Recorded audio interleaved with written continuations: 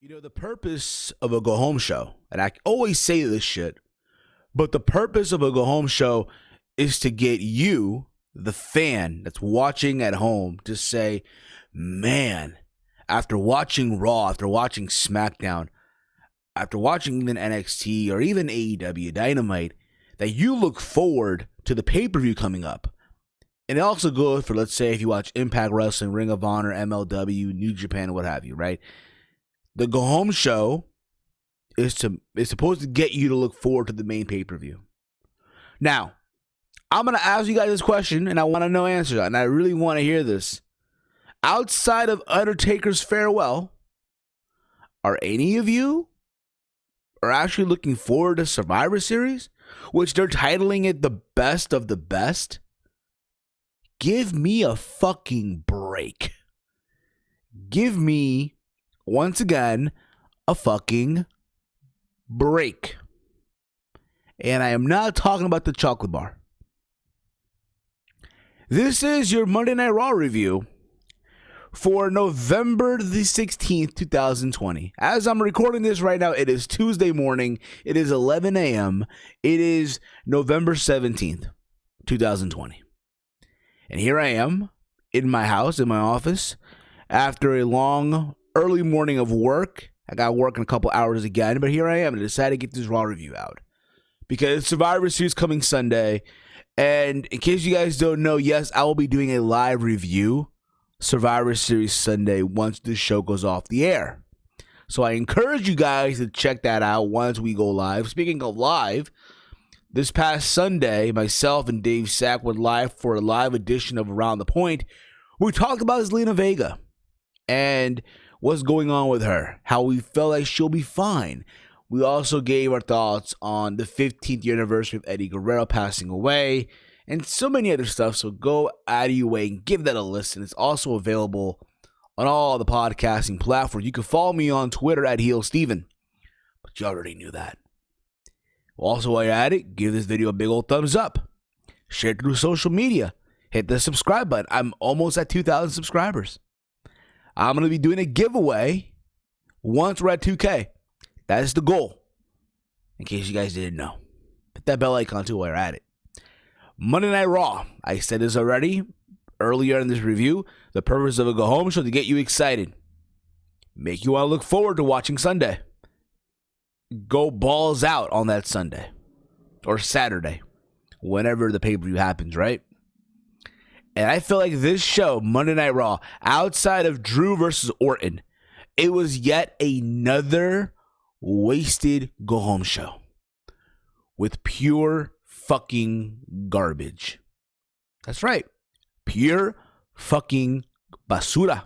Garbage. You know what's bad? When I have Raw on my iMac through the USA website, right? But at the same time, I am more focused in playing FIFA 21, doing Ultimate Team, which I am addicted to, by the way. But I'm more focused on Ultimate Team and FIFA 21 than I am Monday Night Raw, considering again that, hey, this is a go-home show to Survivor Series. And Survivor Series, to my knowledge, to everyone else's fucking knowledge, is one of the big main pay-per-views for WWE. But they've done a piss-poor job to getting people excited for the show. Outside of, hey, it's Undertaker's farewell. That's their sell point right now. You know what's bad? When that is their only sell point going into this pay-per-view. Everything else is fucking irrelevant, to be honest with you. So let's get into this shit, right? We saw a WWE title match. Randy Orton defending his championship versus Drew McIntyre. And let's be real about it. Who didn't see that coming at the end? I'll be real about it. When I heard that it got changed to a no disqualification, no countouts, I thought, you know what? Maybe right there, Drew might not even win the championship. Because, hey, they threw that stipulation out. And remember, he was at SmackDown this past Friday. That Drew McIntyre confronted Universal Champ, Tribal Chief, my Tribal Chief, your Tribal Chief, Roman Reigns. And I'm like, you know, Roman will return the favor and show up on Monday and cost Drew the championship. And I know a lot of people a lot of folks are upset that Randy Orton was given this short title run. And I said this on Twitter. Eventually, you had to throw the guy a bone. You had to throw the man a fucking bone. You're not going to have him lose every single time to Drew. Now, granted, I would have had him beat Drew at SummerSlam. At least then, hey, you know what? At least Randy would have had a decent run with the belt. I'm not saying, oh my God, a fucking long reign, but better than what the fuck they gave him here. So there's that. At the same time, also, when you think about it, right? Randy Orton, during this pandemic edition of WWE, he's been killing it. So how the fuck do you not reward him? Fuck it, yeah, give him the championship. Give him the title. There were talks of, oh my God, at WrestleMania 37 is going to be, it's going to be Edge and Randy Orton for the championship. I mean, they can still do that. Who's to say after Survivor Series, Orton gets the belt back? Who the fuck knows, really? But that's probably still in mind. But there was that. People were upset about it. Oh, it's not right, what have you. But there's that. Let's get into the show. If you guys thought the show was good, please tell me what is it that you're smoking in the comment threads below. Hook me up. Hook me the fuck up. But I want to know your thoughts on the show. Did you like the show? Did you hate the show? And all that fun stuff. Let me the fuck know in the comment threads below. If not, let me the fuck know on Twitter at HeelSteven. So the show kicked off with Drew McIntyre welcoming everyone to the show, talking about Survivor Series, how he's going to be the one to face Universal Champion Roman Reigns. It's not going to be Randy, or how tonight, or last night on Monday Night Raw, he was going to beat Randy Orton to go to Survivor Series and challenge or face Roman Reigns in a non-title match. It's title for title. There's no prize in this shit. Keep that in mind, okay? They're fighting for no fucking prize. But hey, it's the best of the best of the best. That's what they're calling it, right? Which is a stupid fucking slogan, by the way. So then after this, Orton pops up on the screen. They did tell you early in the day that Randy Orton was fined because he put his hands on Adam Pearce, I think last week on Raw. Because of that, he's been fined. It's funny because they went on Twitter, breaking news. You mean to tell me that it took you fuckers a fucking week, to tell me that's breaking news? He been fined God knows how much money? But you mean to tell me it took you fuckers a week to announce that shit? You mean to tell me you couldn't put that shit the following Tuesday of last week? Bruh, make it make sense for me. Seriously. Make it make sense for me. Orton's like, I don't care about that. I've been suspended so many times, fined so many times. Which, bruh, no shit you have. No shit you have. That's a shoot, by the way. That is a fucking shoot. But he talks about how he will be the one to beat Drew McIntyre and all that stuff. And that Survivor Series beat Orton and Roman Reigns, which you knew they were not going to do. You knew for a fact they were not going to do that anyway. They were not going to do heel versus heel. Remember, 2017, right? Jinder My Balls was WWE champion. And Brock was the Universal champion. Brock Lesnar did not want to work with Jinder My Balls. So they had AJ beat Jinder in the UK. Remember that. Then The Miz interrupts with John Morrison. Talks about cashing in his briefcase. How potentially at the end of the night, his hands will be holding the WWE Championship. How Bray Wyatt and The Fiend are afraid of The Miz, which I laughed at, by the way. I laughed. And then Orton goes on to, Drew goes on to say that, hey, the difference between him and Orton, that Orton is a patient man and he's not, what have you. And there was that. The opening segment of the show, reminding you fuckers that, hey, there's a WWE Championship match on the Go Home show to Survivor Series, which is, again, one of their big pay-per-view, but you already knew what was going to happen. You already knew what the fuck was going to happen.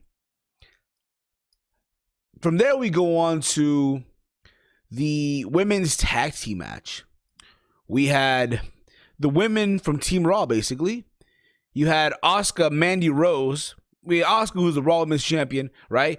Mandy Rose and Dana Brooke, the two women that are part of Team Raw, versus the remaining women of Team Raw. Shayna Baszler, Nia Jax, and Lana. Now, before the match even took place, you see Lana smiling, right?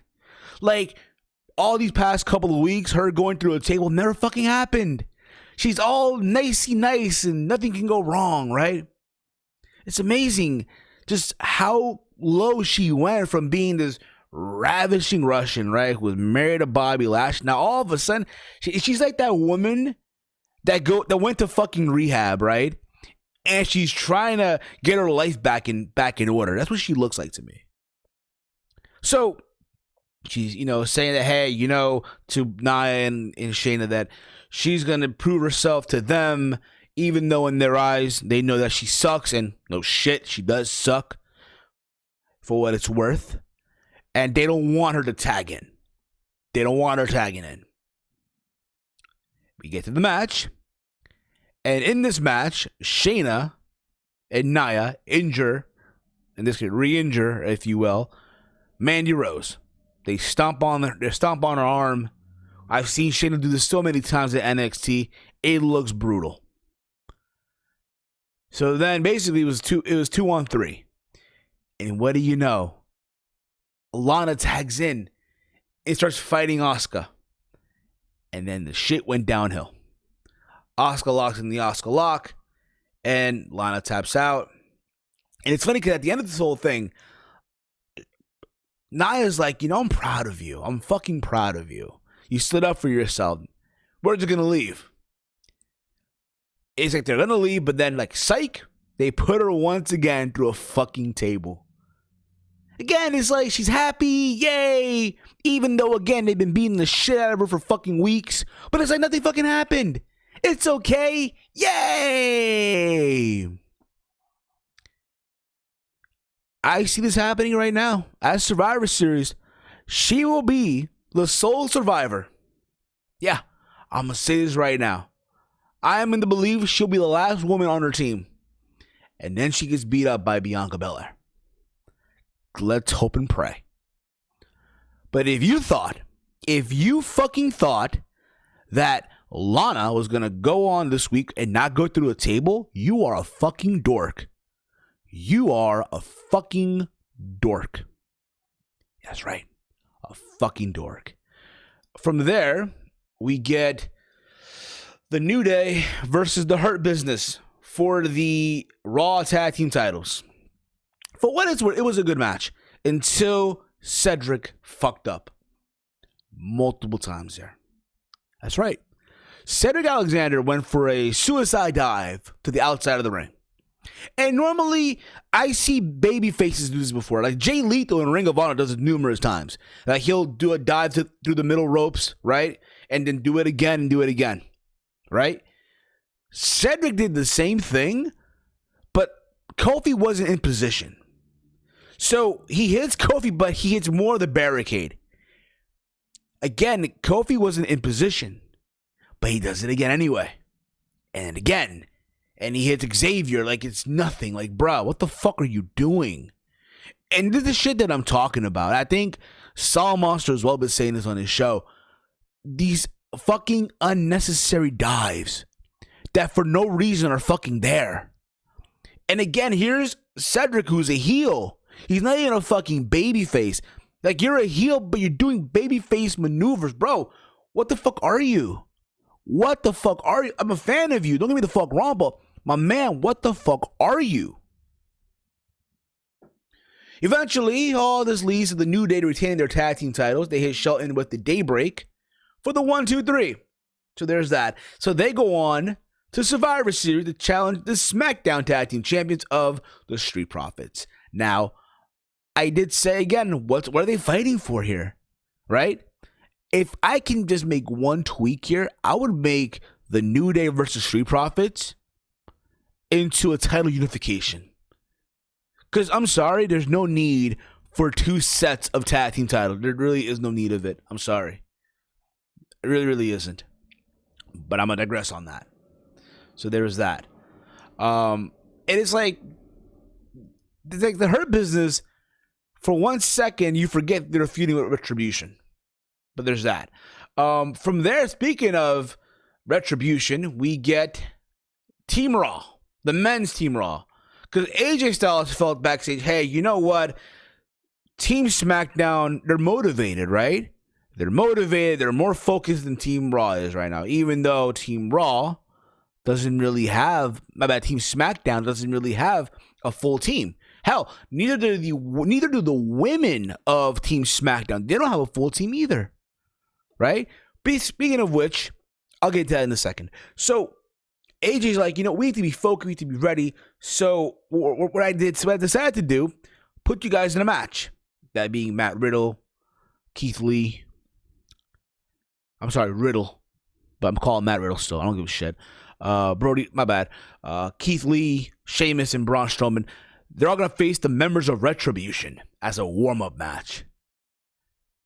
And that's what we got here. And before Mustafa Ali cut a promo, which was good, by the way, for what it was worth. But we had the match. And it looked like Team Raw was on, the men's Team Raw, that is, right? Were getting shit together. They're on the same page. And then there's miscommunication. It looked like Keith Lee had the match one or Riddle, one or the other. And then Sheamus tagged in, like the aggressive tag. We've seen this before in wrestling, right? And then we see, like, Sheamus wanted to finish the match, and then Braun tags in, and then they go at it. They fucking go at it, and then they go at it with Riddle. Just a whole fucking disorganized clusterfuck, right? All it leads to Mustafa Ali rolling up Matt Riddle for the 1, 2, 3. So Retribution, who these past couple of weeks have been looked at as fucking jokes, right? As the jobbers, like, again, it's crazy to think how far they've gone, right? They were this group of fucking people in masks invading the performance center, breaking the boilers and shit, the electrical powers, and breaking doors at the PC, and all that shit. And now here they are, and they're just goofs in masks, right? With these crappy names. And again, I get it. They're being forced to turn chicken shit into chicken salad, right? So now here they are. They finally get a win. But still, it makes sense. Don't get me wrong. It makes sense that they win, but it just feels like they're still weak in my eyes, if you will. So there's that. But again, the men's Team Raw, there's still dissension. That's the belief. And they're going into the Survivor Series against Team SmackDown, who, again, still isn't a complete team. Keep that in mind, too. Keep that in fucking mind. I mentioned earlier Team Raw, right? So the women's Team Raw. As you remember, it was supposed to be Dana Brooke, Mandy Rose, Shayna, Nia, and Lana, right? So as Dana's in the locker room checking up on Mandy Rose, Reckoning, a.k.a. Mia Yim, attacks Dana Brooke. So in result of all of this, WWE official, yeah, he's an official, but fuck it, make him a general manager, make him a commissioner. Adam Pearce said that both Dana Brooke and Mandy Rose cannot compete at Survivor Series. So replacing them will be Peyton Royce and Lacey Evans. It's like you go from terrible to just crappier. I am not screaming to see Lacey Evans or Peyton Royce at this point in the juncture. I'm not. I mean, you could have put Nikki Cross in there and maybe Reckoning as a punishment. Hey, you attacked the women, now you're part of Team Raw. That's what I would have done. But hey, it is what it is. This is what we're getting. Again, Team Raw is complete, but yet Team SmackDown, all they really have is Ruby Riott, Bianca Belair, and Liv Morgan. They're still missing 2 people. I can only imagine now. I can only fucking imagine. But we shall see. From there, let me get my notes here again. We get a Firefly Funhouse. We get Bray and Alexa Bliss. They're talking about The Miz. Bray Wyatt preparing himself for the match because, again, Miz spoke shit about him earlier in the night. They have him portraying, basically, right? His reflexes, intelligence, and his accuracy, right? So they have him doing the spelling bee. He spelled jackass and he spelled Miz. Again, they had him blindfolded. They had to check his reflexes. He was attacking the Rambling Rabbit, the Barry the Buzzard, and then his accuracy. They had him do a dart, and apparently Rambling Rabbit was in the bullseye with an apple on his head, and instead Bray attacks the Rambling Rabbit. For all laugh, what have you. So there's that. We go on to Miz versus Bray Wyatt. Even though Miz early in the night was talking shit about him, he tried to get himself out of this match because he realized he fucked up. He's like, we should work together. I go after Drew, you go after Randy. It's a win for everyone. Out comes Alexa Bliss. He says, no. And then Nikki Cross, who throughout the night was saying, hey, she has to rescue Alexa. That's not Alexa Bliss talking. It's the Fiend talking through Alexa. Where have I seen this before, though? Rescuing and interdimensional shit. Oh, that's right. Impact Wrestling. Allie and the Bunny. Remember Allie and Rosemary? Where Allie died? Where Rosemary Allie had to go into the fucking other world and shit with Father James Mitchell and Sue Young and all this shit. Remember that? I remember. I feel like we're gonna get some shit like that down the road. That's the vibe I'm getting here. I mean, again, listen, everyone copies each other. Let's just keep that in mind, okay?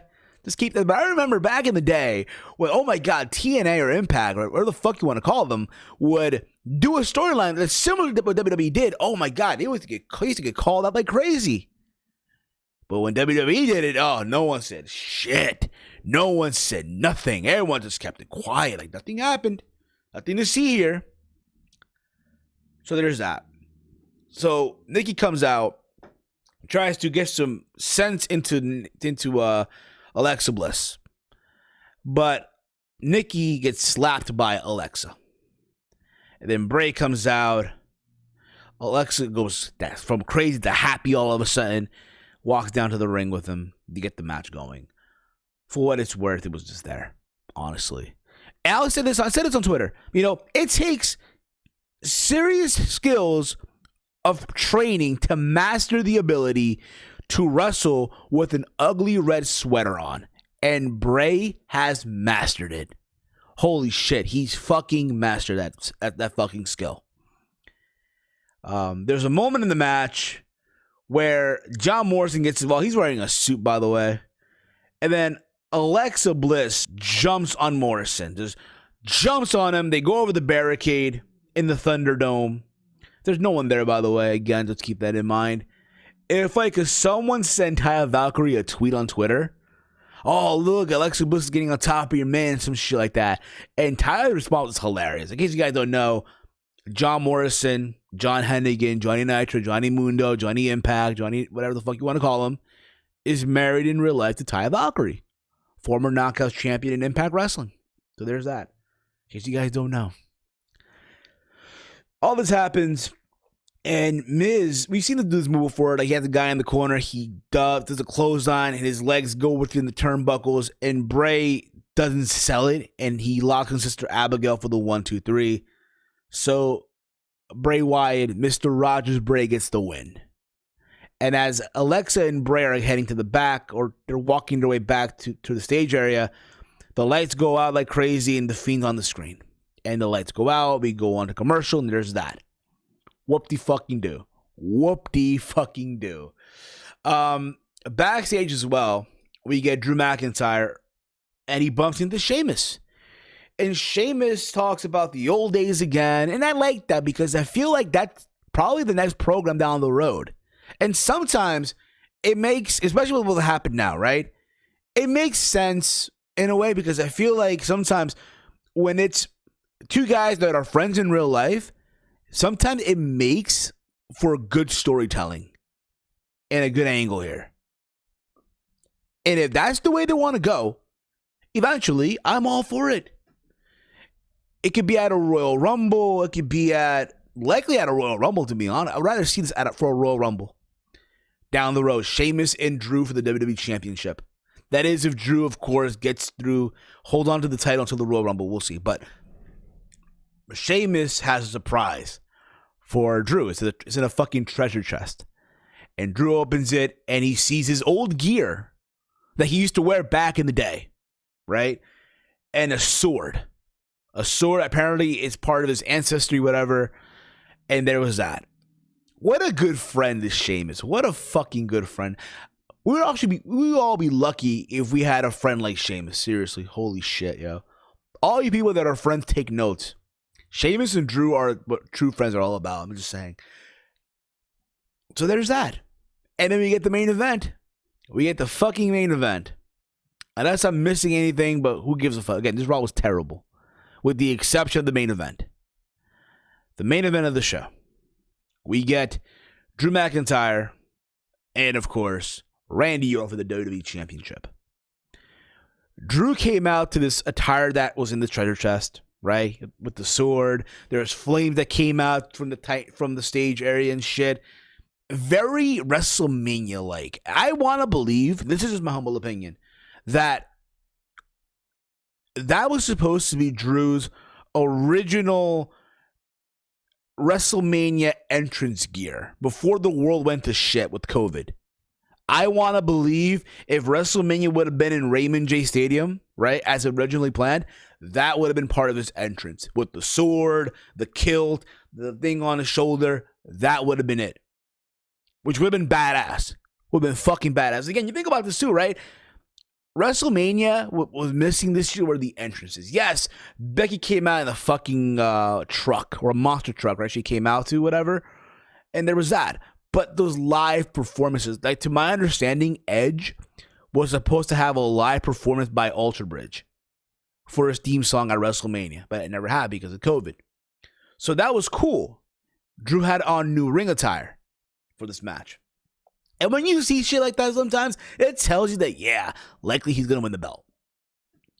So the match happens, and again, it's going Drew's way. Orton gets counted out. He had the title in he had the title in his hand. He's walking back.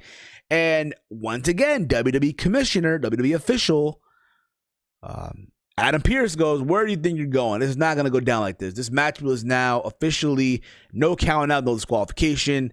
Anything goes, and they beat the fuck out of each other. They're beating the fuck out of each other. Again, it's a spot where they go through a table. Orton's bleeding off his back.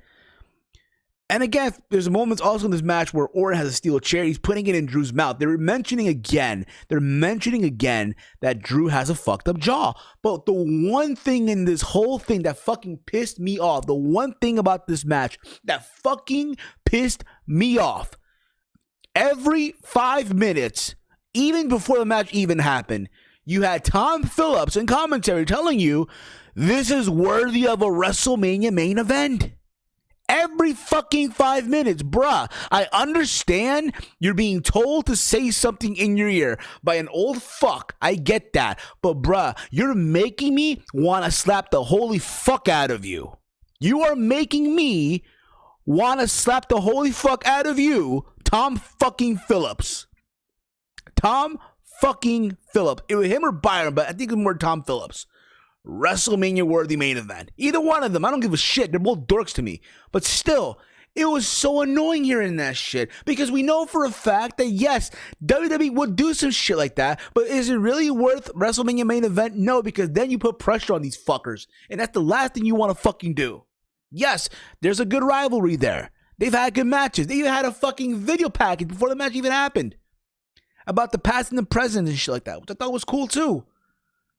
But then you get to the no disqualification match, like I mentioned before, and eventually all this leads to Drew McIntyre hitting the Claymore kick for the 1, 2, 3. And I'm like, okay, it's like 10:58, 10:59 in this WWE. They will do some shit like this.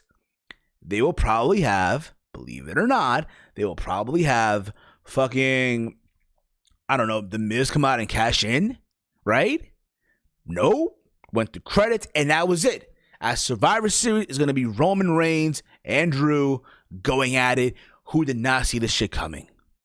Who did not see this shit coming? Again, obviously, it's pretty predictable since fucking Friday. When Drew showed up on SmackDown. But at the same time, though, I get it too. Yeah, it makes Orton's win at Hell in a Cell pointless as fuck now. Because he dropped the belt just weeks after. Just like that. I get that too. I understand. But I ask this question again. How many of you, right, are looking forward to Survivor Series outside of Undertaker's farewell? How many of you, again, are going to go out of your way that Sunday to say, oh, you know what, Survivor Series, I got to go to the supermarket and buy potato chips, buy the soda, buy the beer, buy the dip, make some wings, have my mom make some pizza bagels because, again, it's a wrestling fan thing? I asked this question. Again, the purpose of the Go Home Show is to get you, yes, right, you fucking dork watching me right now, right, to get you excited. That's the purpose of a Go Home Show.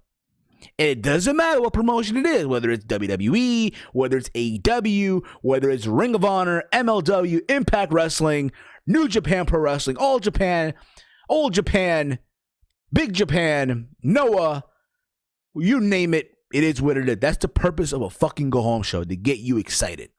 And they failed big time again. And again, and again, and again. But I asked you this question, got your thoughts on Monday Night Raw from last night. Follow me on Twitter at HeelSteven. We are almost at 2,000 subscribers. Let's get there. Before Christmas, before fucking Christmas, I want to get there. That'll be awesome. So again, hit the bell icon, hit the subscribe button, hit the bell icon. Follow me on Twitter at HeelSteven. Hit the subscribe button, give it a big old thumbs up. And until next time, y'all, as always, hate, comment, and subscribe. I am Steve, and this is Wrestling and Whatever. But more importantly, it's Round the Point. Peace out, dorks.